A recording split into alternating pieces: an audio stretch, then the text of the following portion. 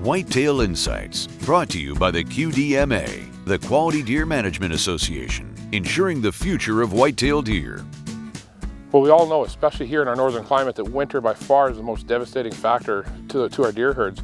You know, even on an easy winter, it's still a lot harder on those deer than it is in some of the southern areas. But whether you're a hunter or a farmer or hunting, private or public land, what are some things you can do to kind of reduce the toll that it takes on those deer in those months? Well, you're absolutely right, and it being very difficult for them. And I think that the best thing to do is just to realize that if you want to do something to help deer, it doesn't start opening day of deer season. Right. It really starts the rest of the year. And just recognizing how the deer are built to survive winter.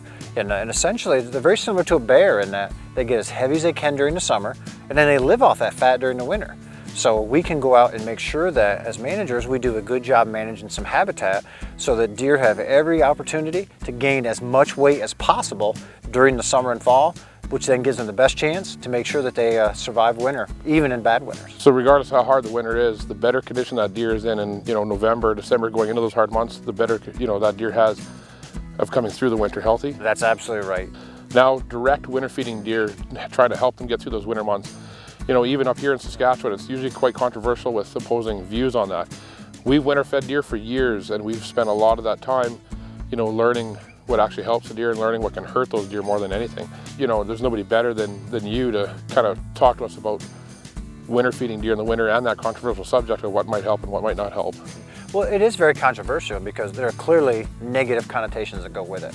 But the real key to it is, if people choose to feed, the idea is do not start midwinter when they're already stressed and having a hard time. Just the way deer are built, their stomach, they have to eat a new food for 1 to 2 weeks to be able to really get the nutrition from it. So if somebody is going to winter feed, the single best thing to do is start feeding before the snow flies, and then feed all the way through to green up. Do not stop before green up, or in many cases then you can end up doing those deer way more harm than good. Anytime we've winter fed, we've really found that we've started before there's any stress on that deer. When that deer's at its healthiest, we've started to winter feed.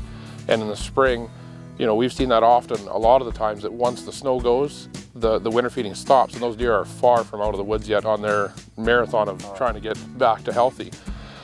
But the deer, that we winter fed, they blatantly let us know when it was time to be stopped, because they would go from, in a short amount of time, from using that winter feed to just vacating that area. That's because the things have greened up and they've moved on to better feed. That's a way better scenario than stopping when they still need it. Letting them tell you when they don't need it anymore, if you're going to do it, is the perfect way to do it. But I think one of the keys out of this conversation is that, we hunt deer a lot, we do a lot with deer, so we think we know. But take advantage of people like you and try to get education from that side, because, I learned the behavior side of deer, and, I'm not a biologist, so conversations that you can have with people that know, scientifically what does help the deer and what might hurt the deer, it's well worth your time. And that's what QDMA Canada is all about, is providing that type of information to folks to help them make good decisions. Yep.